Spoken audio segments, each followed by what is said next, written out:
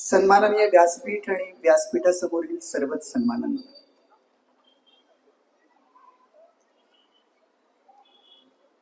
ज्या मातीमध्ये जिजाऊंचा जन्म होतो त्याच मातीतल्या जिजाऊ स्वराज्याचा संकल्प मनी धरतात आणि रायगडावर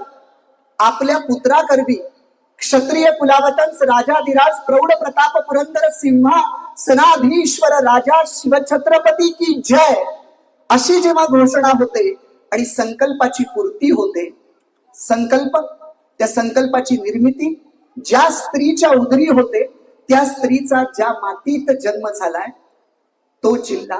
बुलढाणा आणि त्या संकल्पाची पूर्ती ज्या जिल्ह्यात झाली आहे तो जिल्हा रायगड जिल्हा. बुलढाणा आणि रायगडचं काहीतरी नातं असावं म्हणूनच हा